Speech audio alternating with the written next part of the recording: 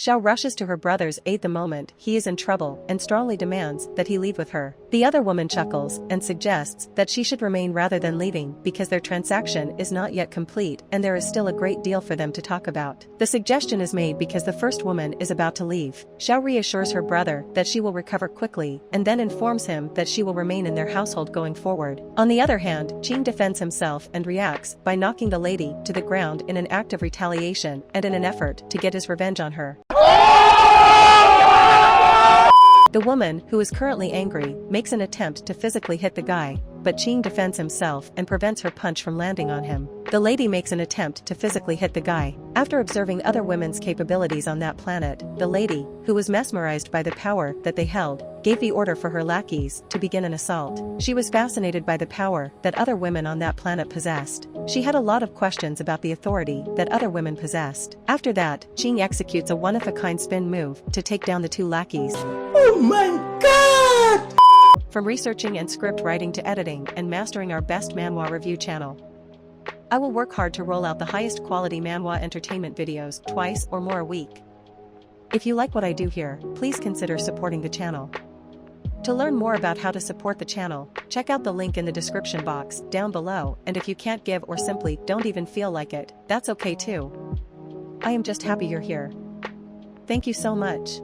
After that, he makes an attempt to run away, but the woman stops him and prevents him from being able to do so. While Xiao brandishes a gun and tries to negotiate with the woman, Qing is more than willing to take the initiative and go on the offensive. During this time, Qing has every intention of doing so. Qing is eager to seize the initiative and take the offensive position when given the chance. The woman warns the other two individuals that she will shoot them if they continue to act in an aggressive manner toward her. Exactly at that moment, Chenxi, who is being escorted by two other members of the security team, walks into view at the location. Also, quick reminder as we are going through the recap, if you are new to the channel, some of you watching are not already subscribed. And if that's you, and you want to guarantee you're always up to date with all good content like this, so feel free to hit that subscribe button and join us on the road to 1 million subs. And if you enjoy the video, or if you found it interesting, let me know by dropping a like and comment on it as well, would be seriously appreciated.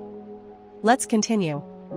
Chenxi's response to Qing's criticism of her appearance is to state that she is the owner of the company in question. Qing's remarks are met with silence. Chenxi's appearance is the subject of Qing's ongoing criticism. Both Qing and Chenxi are overjoyed to have finally had the opportunity to become acquainted with one another, and Chenxi is happy to see Qing. The assertion that Chenxi has made has left Qing completely dumbfounded. Despite the fact that the lady, whose true identity is later revealed to be Zhou Yun, is vindicated, Zhou Yun continues to assert that Chenx is behaving in a manner that is in violation of the regulations. This is due to the fact that Zhou Yun's true identity is not divulged until a later point in the story. Chenxi orders her two bodyguards to sever both of her hands and feet from her body and then toss them into a river after the limbs have been severed so that she can display her superiority. Y'all gon' make me lose my mind. Up in here, up. Chenxi does this so that her superiority can be demonstrated. Chenxi acts in this way in order to prove that she is more capable than others. This is Chenxi's way of showing that she is in charge of the situation at hand and that she has everything under control. In spite of this, she has given her position some thought, and she is now on board with the idea that only one of each should be severed from the animal. Chenxi is curious as to whether or not Qing enjoyed her gift, and Qing's response is that she is curious as to whether or not Chenxi was sincere in her attempt to act in a nice manner when she made her statement. The occurrence of this event takes place after Yun has terminated his participation in the chat. Chenxi allays his fears by assuring him that she is prepared to show compassion to someone who is different from the others, and then she proceeds to announce that Qing will be her 36th lover after she has finished assuaging his concerns. Chenxi's first romantic involvement came about when she was only 16 years old and Qing was her childhood friend. Chenxi has had a total of 35 different male partners, all of whom come from different walks of life. Throughout the course of her life, Chenxi believes that if he had a body like Zhou's, it would not be difficult for him to serve as Zhou's prostitute. However, Zhou continues to refuse the offer. Chenxi is under the impression that if he had a body like Zhou's, it would not be difficult for him to serve as Zhou's prostitute. Chenxi asserts that if he had a body like Zhou's, he would have no trouble becoming Zhou's prostitute. Chenxi believes that Zhou's body is more attractive than his own. Chenxi is making a comment about Zhou's physical appearance. When Qing was defending himself, he made fun of Chenxi's strength, which ultimately led to a fight between the two of them to determine who was the more powerful of the two of them.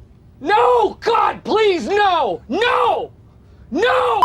Qing and Chenzi fought to find out who was the more powerful of the two of them. In the end, Qing does not fare well in the competition and comes in last place. The two discuss and agree upon the rules that will govern the competition, which will finally take place within the confines of a restaurant environment.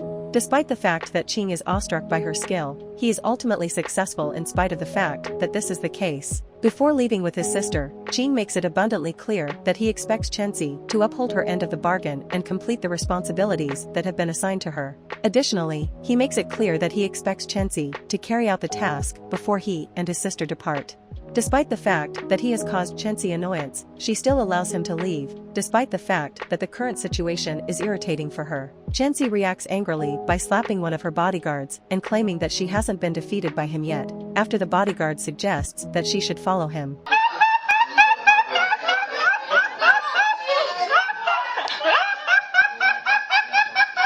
Chenzi is the one who suggested that she should follow him. The response that Chenzi gives is one of violence. Chenzi maintains that she has not yet been vanquished by him because she has not yet been defeated by him. She bases this assertion on the fact that she has not yet been vanquished by him. After that, she makes it abundantly clear to Qing that if they were to end up getting married, no other woman in Jin Men would ever have the audacity to approach him in any way, shape, or form in any capacity. She says this in a very direct manner. The way that she expresses herself in this manner gives the impression that she is telling the truth. Following this, the two have a brief conversation with one another, during which Qing is not convinced by Chenzi's arguments, and ultimately, he leaves with his sister. Chenzi is surprised by this turn of events. Chenzi is left perplexed as to why Qing would abandon her with his sister. The dispute that had been lingering between the two parties has finally been settled. Chenzi is taken aback by Qing's brazenness, and as a direct result, she has decided that she will not grant him permission to leave. Chenzi's decision comes as a direct result of Qing's audacity. Chenzi makes the decision to disregard the warning that was provided to her by one of the bodyguards, who informed her that she needed to be in bed by a particular. The bodyguard told Chenzi that she needed to be in bed by the specified time. At that point in time, it is anticipated that Changsa will have already turned in for the night. They discuss the happenings of earlier in the day as Qing and Xiao make their way back to their residence from the restaurant where they had eaten earlier. When Xiao brings up the subject of getting married to Chenzi, Qing, on the other hand, becomes irritated. As soon as Qing got back to his house, he immediately resumed his strength training, and much to his dismay, he noticed that his sister was engaging in behavior that was inappropriate while she was using her computer. This resulted in a significant amount of embarrassment for him.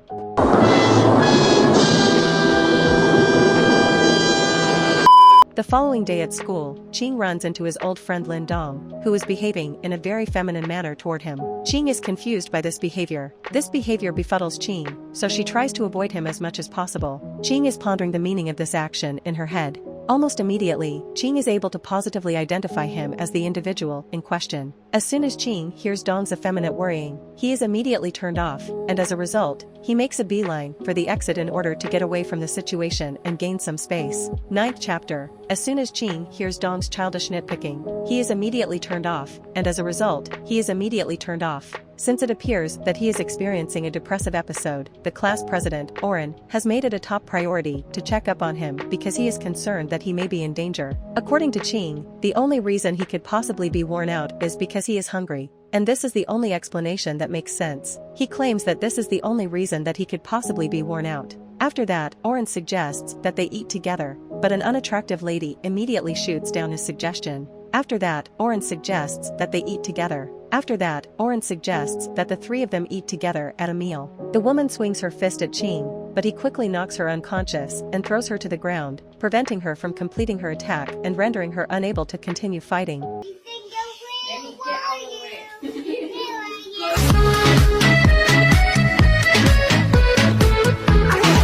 A third student, who goes by the name Yi, just in the nick of time, Mao steps in to stop the lady from carrying out her plan to exact vengeance on the person who had been harassing her. The woman intended to exact her vengeance by taking the life of the individual who had wronged her in the past. Mao gives the woman an order to leave him alone, and despite the fact that she does not want to, she obeys the order and departs from the room. Mao takes Qing to the rooftop of the school, where he apologizes for how his sister Chenzi behaved toward Qing the previous day. Mao tells Qing that he is sorry for how his sister treated him. Mao's apology can be understood as a reaction to the manner in which Chengxi handled him. As Mao explains the reasons why he needs to apologize, Qing is paying very close attention to every word. It was discovered that on the day that Qing woke up in the bedroom with Chengxi on top of him, she had spent the night there before taking him home after spending the night there herself. This occurred on the day that Qing woke up in the bedroom with Chengxi on top of him. This was uncovered when Qing awoke in the bedroom with Chengxi on top of him as they had been sleeping together. When they were on their way back to their house, Chengxi gave him a prescription for a sleeping aid that was concealed inside of a water bottle that looked like it came from the store. During the course of their journey, she handed it over to him. Mao is reassured by Qing that there is no reason for him to be concerned about it, and the two of them then return together to the educational institution that they had earlier left together. Chengxi will provide Qing with transportation back to her house once the school day has come to a close. Qing expresses gratitude for the assistance that was given to her. Despite the fact that Qing had previously turned down Chengxi's advances in their relationship, Chengxi is successful in getting Qing's attention when she threatens Qing's family. Qing's family is in danger because of Chengxi's actions. This endeavor has a sizable impact on one's internal state of mind and feelings. Chengxi congratulates Qing and compliments him on his compliance with the request as Qing is getting into the vehicle. Chengxi tries to persuade him that what she said was not meant to be taken as a threat. However, he is unmoved by this and tells Chengxi that she made a mistake by threatening his family. Chengxi's words were not intended to be taken as a threat. Chengxi makes the case that what she said was not intended to be taken as a threat in her argument. Qing, who was unconvinced by the remark, is of the opinion that it will in the future come to pass, and as a warning to her, he goes on top of her and breaks a crystal ornament that was hanging from the ceiling of her vehicle. He does this because he believes it will happen. Got him! Got him! After having their disagreements resolved through conversation, the two parties come to the conclusion that they would like to become friends. Then, out of nowhere, Chengxi brings up the topic of outdated forms of martial arts, wanting to find out whether or not Qing is a practitioner of these older styles of fighting. Chengxi is curious to learn this information, because Qing maintains communication with Chengxi by claiming that it is impossible for any man to cultivate in this world. She has reason to believe that he is trying to hide something from her. Chengxi is under the impression that Qing is keeping something secret from her. They are involved in an unexpected collision with a vehicle, but Qing is able to withstand the majority of the force that is applied to them in the collision. After he and Chengxi have been able to successfully flee, he discovers that their path is being blocked by a number of women who are armed with weapons. If you enjoyed the video, subscribe to watch more videos like these, turn on notifications, and leave a like and comment to help the channel out. From researching and script writing to editing and mastering our best manhwa review channel, I will work hard to roll out the highest quality manhwa entertainment videos twice or more a week. If you like what I do here, please consider supporting the channel. To learn more about how to support the channel, check out the link in the description box down below, and if you can't give or simply don't even feel like it, that's okay too. I am just happy you enjoyed the video. Thank you so much for watching. We will see you on the next video.